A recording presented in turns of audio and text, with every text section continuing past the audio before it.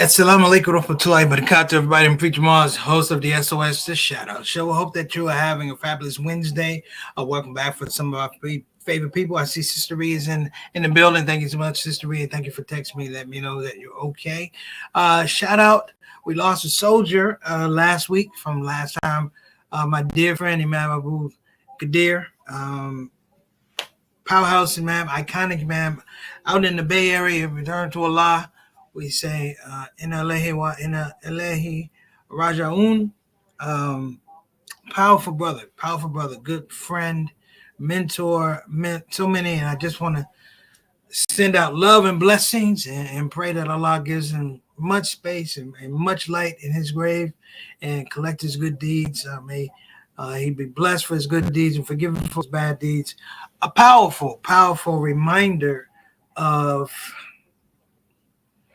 old school Islam in America, particularly of African Americans. Old school Islam mirrors an activist Islam, to be honest.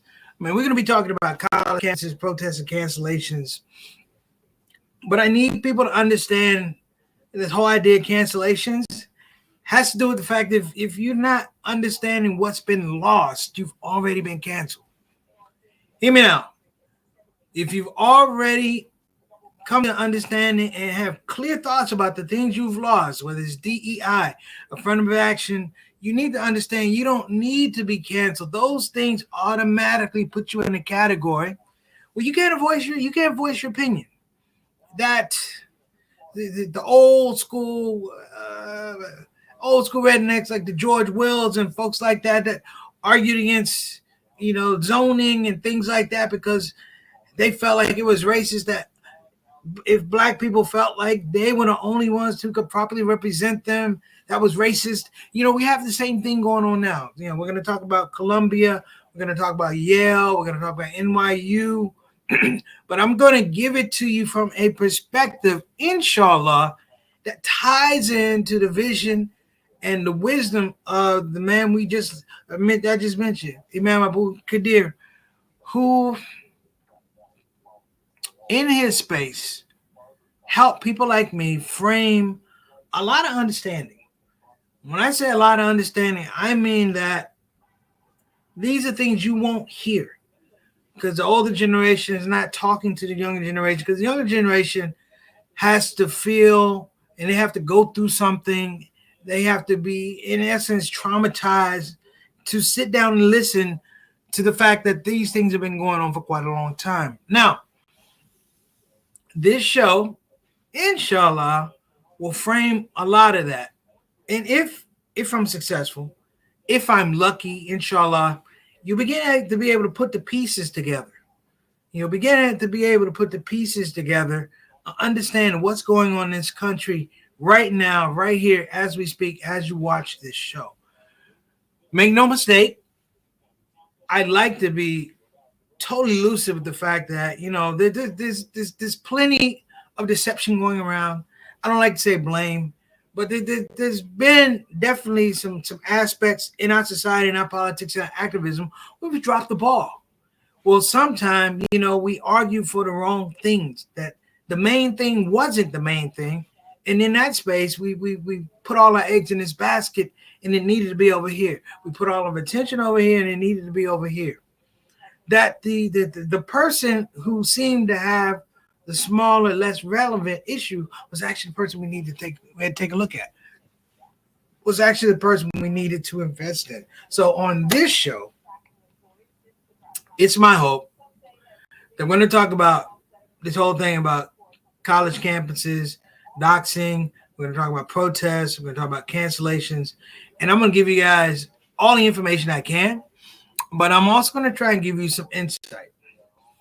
When you are involved with activist movements, there's certain things that you should look for. I have been blessed to be a protester for a long time. And even in my career as a comedian, all that made me funny was a protest tour. Make no mistake about it. What we did was to preempt the powers that be, the forces that be, who would tell us how Muslim comedy would be, how we Muslim would look at our own image, and how we would interact with them. That we didn't go with our hats in our hand to Hollywood, and we made a very, very concerted effort to let folks know in the Muslim community, outside the Muslim community, that we were strong, that the message, the impact, the overriding philosophy of Islam in America was a powerful misnomer, and nobody could adjust it. You know, we could not reframe what the Muslim audience, the Muslim comedy audience, look for, because we sat back and said, we'll put the comedy here and the growth will happen around it. What happens now is we're followers. And everybody knows what happens when you're a follower. You are rarely, rarely ever able to be a leader. So it's the difference between being a follower and a student. We have a lot of followers now. We have a lot of followers, politicians. We believe that when we get into political office, that we can change the scope of things, and we can't change the scope of things. Because you've been a follower up to this point, you follow the rules, and you get into a place where you're handcuffed by the rules. That I can't move left, I can't move right, because I have to follow this particular protocol. And in that protocol is a particular type of social paralysis, a paralysis that leads to inaction, and that inaction leads to inertia, and then that inertia leads to indifference.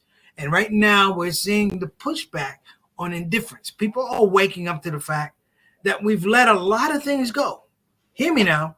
A lot of things go, and they don't know what it is or how it is we can go back and push back and get these things reorganized or get them redressed. This is Preacher Moss. This is a shout-out show. We're talking about college campuses, protests, and cancellations. Don't move. We'll be right back.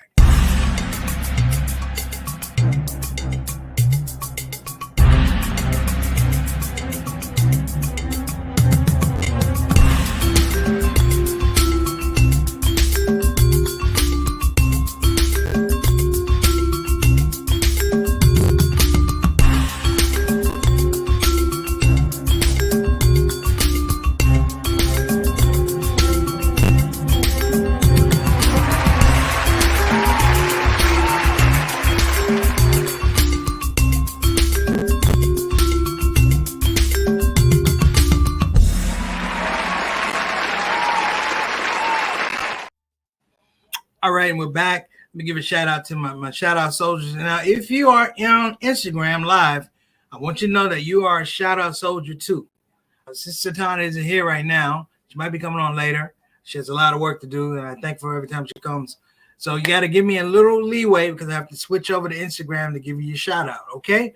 So right now, right up front, a shout out to Sister Ree. Peace and blessings to you, Brother Derek and Brother Jawad. My main man, Altaf Rashid from Toronto. We call him Mr. 6 o'clock, straight up, straight down. He is our Canadian envoy to the show, making sure the quality of the show is good on this side of the border and that side of the border. My main man, Eric Carter. Wa alaikum assalam wa rahmatullahi wa barakatuh. Saying to you, Brother Altaf. Hey, salams to you, Ak. Thanks, I appreciate you coming. Shout out to South Carolina. I hope you got your iftar stipend, inshallah. And my big brother, Bilal Salahuddin, wa alaikum assalam wa rahmatullahi wa barakatuh. And his lovely queen, Sister Sonia Dalton Salahuddin. Let me give a shout out to our Instagram family who's out there. Here we go. We got Sister Ika all the way from Melbourne. Haseen Noon. Well, how you doing, brother? Hagora joined us. Nadir Pierre, very funny female Muslim comedian. Just forget Muslim. She's just funny. Mukad Stars. I'm not good with names sometimes, brother. Forgive me. Raja, Tabu Asser, Sister Wafa, she does those tours, awesome tours. My main man Jabril, all the way from Charlotte. The nurse Halima, all the way from Daytona Beach. Oh, always happy. Okay. Also, okay. Happy. I got happy out of that. Haneen, how you doing, Sister Haneen? Picture of Rashid. Domin Deportes, okay. Hands off of Fatima. Okay, preacher, appreciate you. And of course, we got Sister Ika coming all the way in. How you doing, Sister Ika? Shout out. Sister Ika had a birthday, everybody, so give her birthday salams, inshallah. So let me break this down to you. I'm going to give you the name of a woman who is lost in this shuffle. If you're watching the news, the president of Colombia is currently under fire. She's under fire because we now have this whole wellspring of protecting Jewish students on American college campuses. Hear me now. Protecting Jewish students on American college campuses. This has never happened before. Okay? It didn't happen to apartheid. Last year, we weren't trying to protect them. The year before that, the year before that, the year before that, all the years that you had Zionist oppression happen over in Gaza, in Israel, and all these things, nobody did it. And then you have a fundamental shift because now the branding for oppression in America has to be prioritized as Jewish students first. Okay? Now, if I'm a Jewish student, I'm confused because did I need it yesterday? Did I need it before? You now see the purging of higher institutions, higher educational institutions who now have to kowtow, not necessarily to the protection of Jewish students. This is a Zionist movement, brothers and sisters. They have succeeded in commingling Jewish presence on college campuses with Zionist philosophies, which is for me to be right, you must be wrong. For me to be safe, you must be oppressed. These are the facts, brothers and sisters. These are the facts. And I want everybody to know that this is not new. You know, we have BDS. If you ever have a big rally about BDS, boycott, divest, sanction, we didn't have that. Here in America, you have people being forced to take a pledge not to speak out against Israel, not to be able in their own country, to have freedom of speech. And if you did so, then it was to your own detriment that you would be punished. We won't support your business. We won't give you contracts. Well, why do I have to pledge loyalty to a foreign entity, a foreign country? And why in the United States are you allowing this to happen? What do they have on you? What do they have on you that says not only can you violate our Constitution as a foreign entity, but we're going to get all of our people to bow down to this, knowing that the Constitution says we don't have to. Over and over and over and over again, brothers and sisters, we've lost these battles. Now, the thing about Zionism here in America is that Zionism is a close second cousin to white supremacy. It is now the thing that people put out. It is now, look where the doxing happens. Look where the protection, here we go, the protection for Jewish students has to occur at the white collar, Ivy League schools, your Harvards, your Princetons, your Yales, your Columbias. Why don't we have this at historically black colleges and universities, brothers and sisters? Why are they not trying to emphasize that there? I'm going to tell you why. The reason they're not going to emphasize it there is because the people, for lack of a better word, know that nobody's going to go for it. That nobody is going to go for it. That historically black colleges and universities have figured out the algorithm to keep white oppression and white supremacy at bay and produce a cadre of students who go back to their communities, go out in America and achieve amazing things despite the situation that American principles puts in front of them. Let's be very clear that American democracy is a failed experiment. It's been failing for years. The same people who are asking for protection, the same people that are asking for money to oppress people in Gaza, those same people, brothers and sisters, are byproducts of a failed system. They failed in the United States. Eastern European Jews came to the United States, came to Israel, and brought a policy, if you will. And let's be very clear. The sign-off on Israel having a state,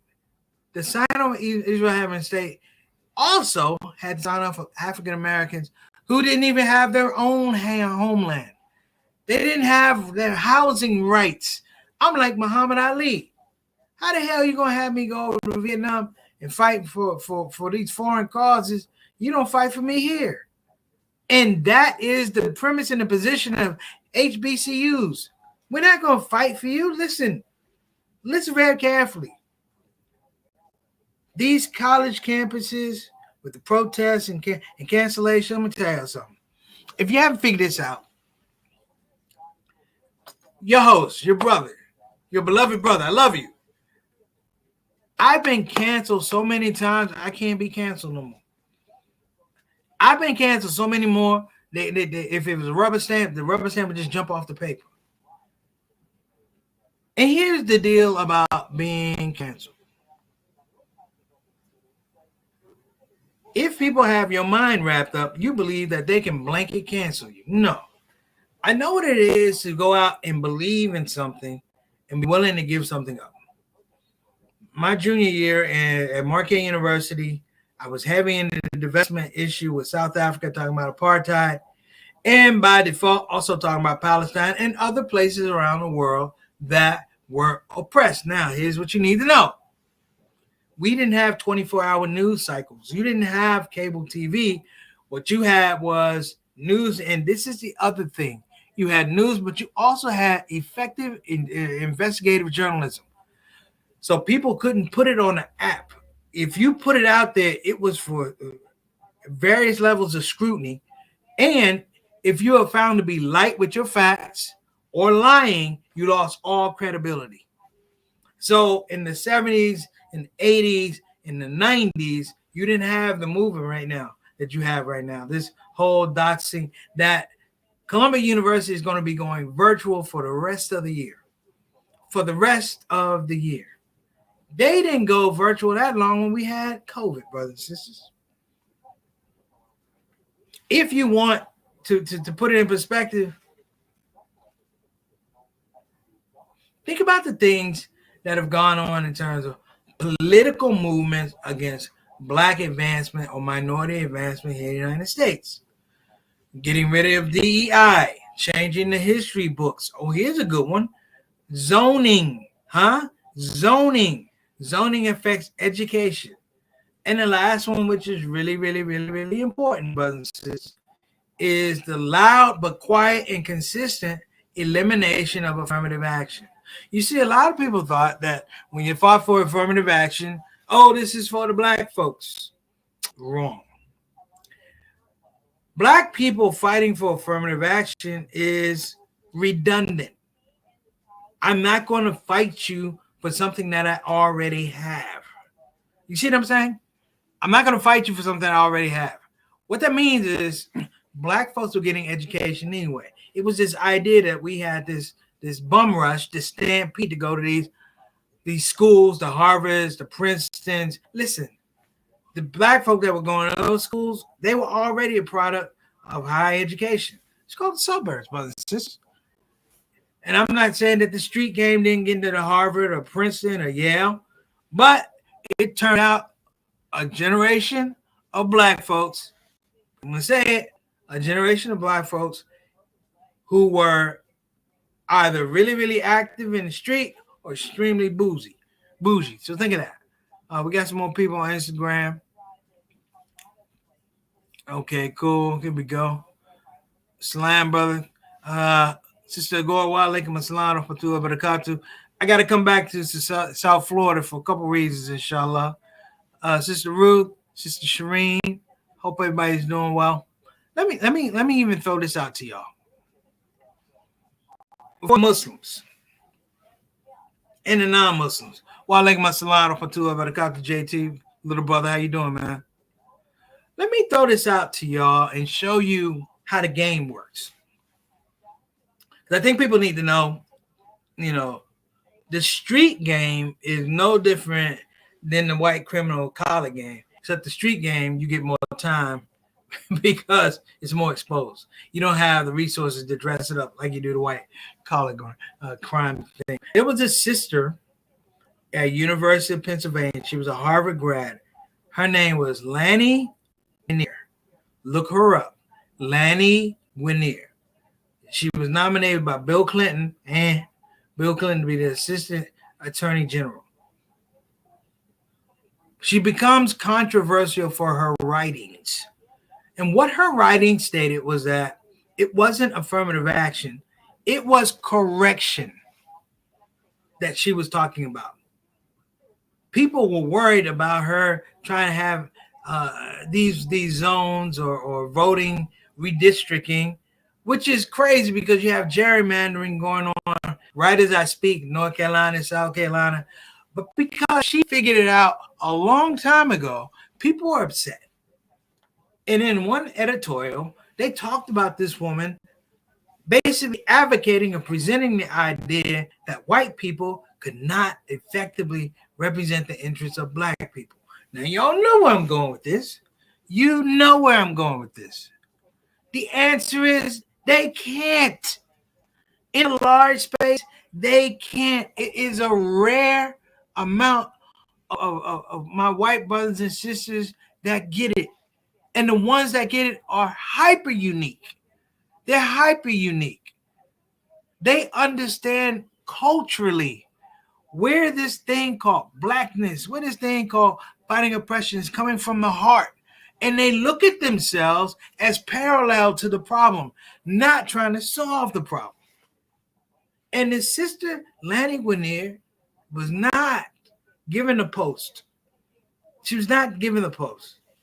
She returned to a lot of symptoms of Alzheimer's, complications of Alzheimer's. But let me tell you how brilliant this woman was.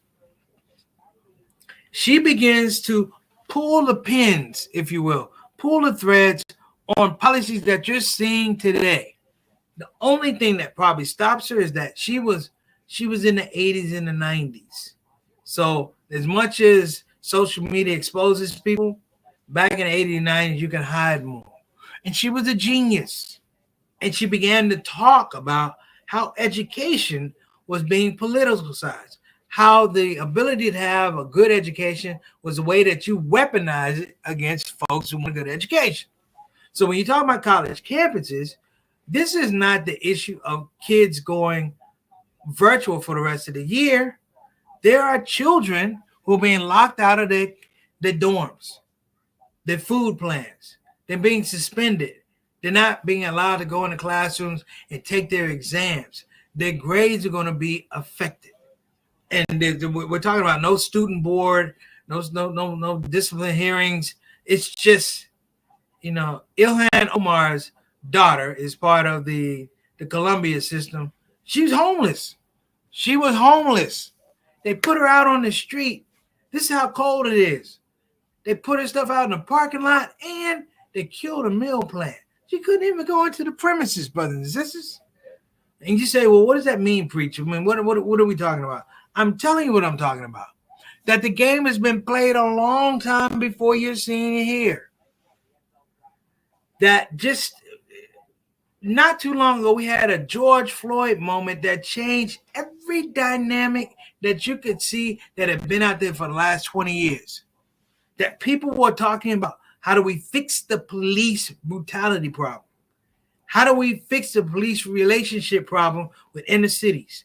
How are we discussing how the police deal with minorities and people of color? And what happened was, there was a reckoning, if you will, but the reckoning was tempered on the fact that as soon as you figure out something for here, it's less work for someone else to have to do. And that less work is what you see right now. Now everybody wants to be a freaking victim.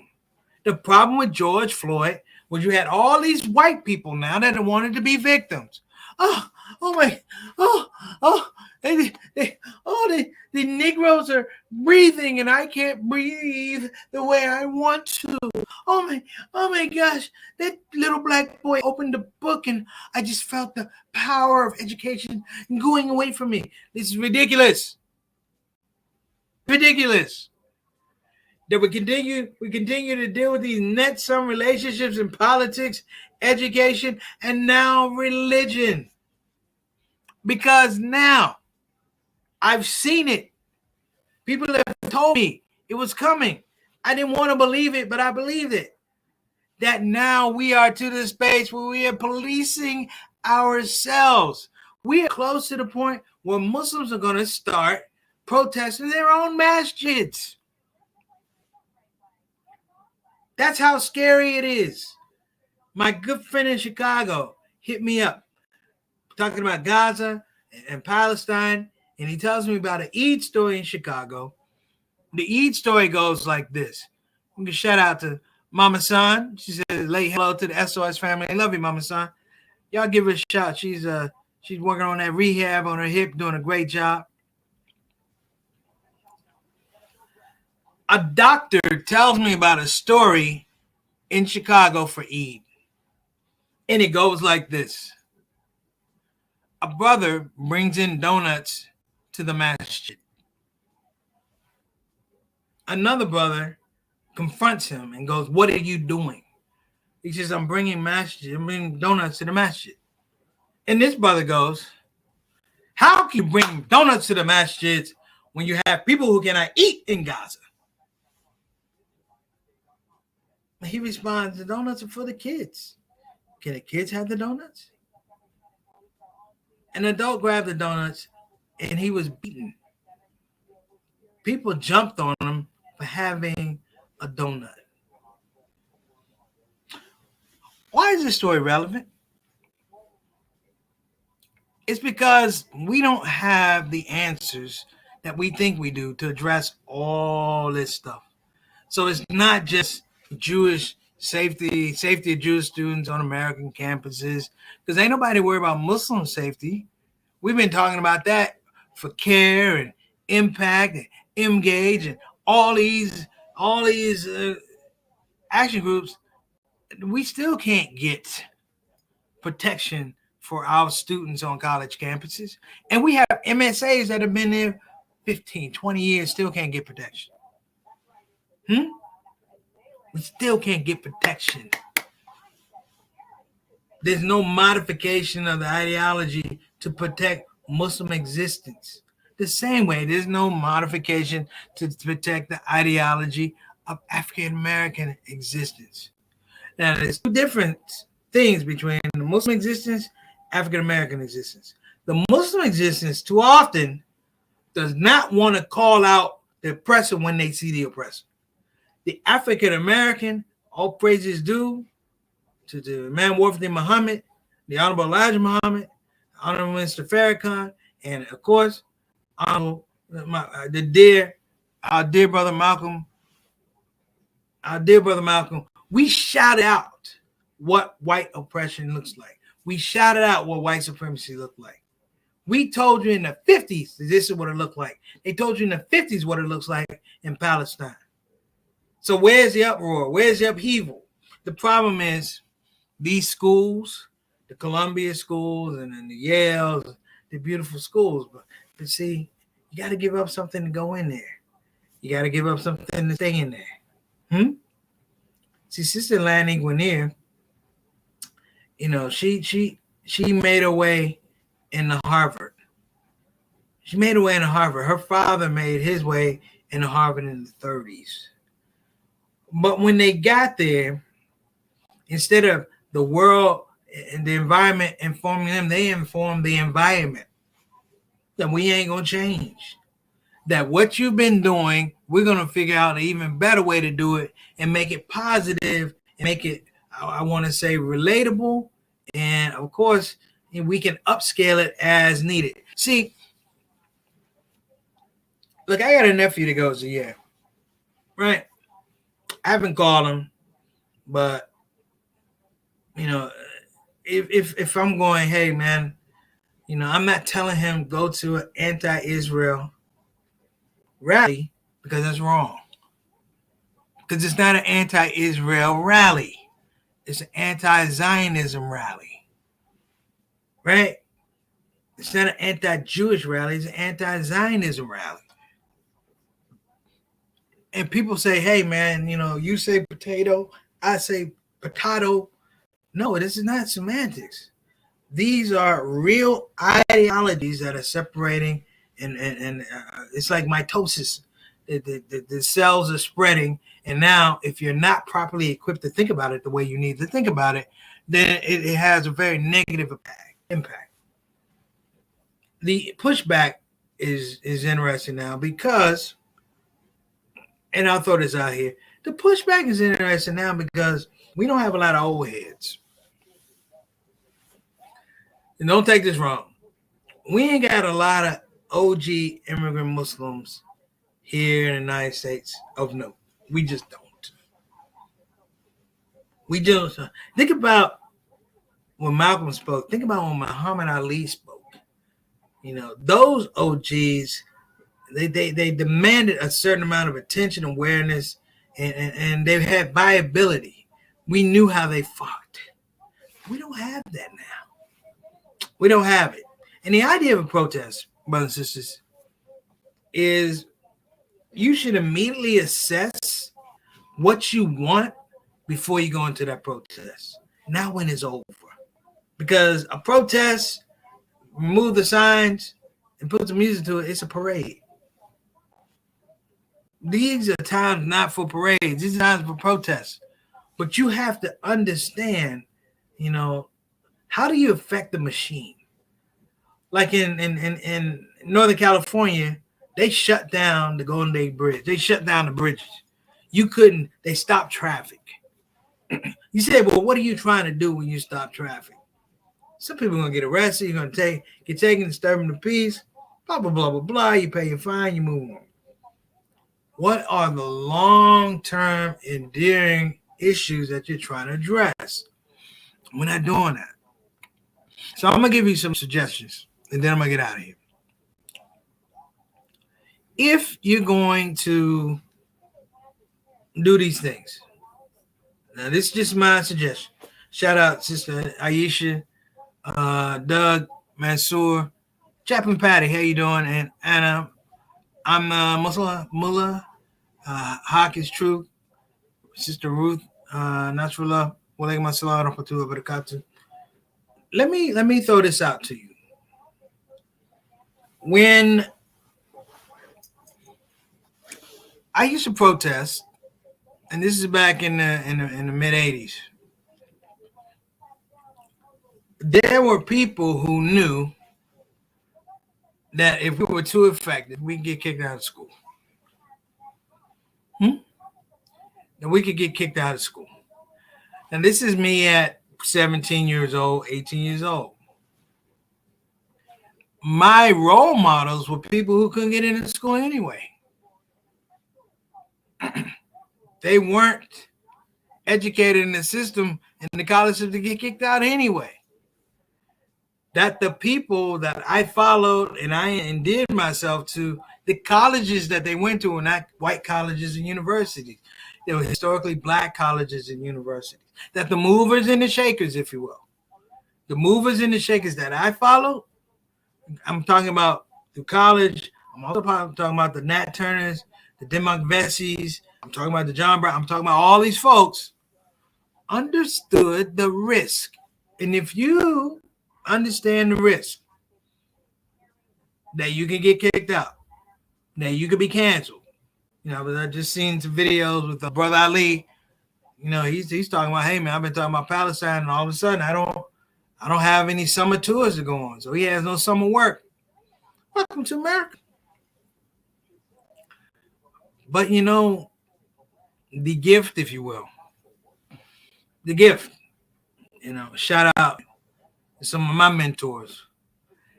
The gift was, if they cancel you early enough, you're going to realize that you can't be canceled.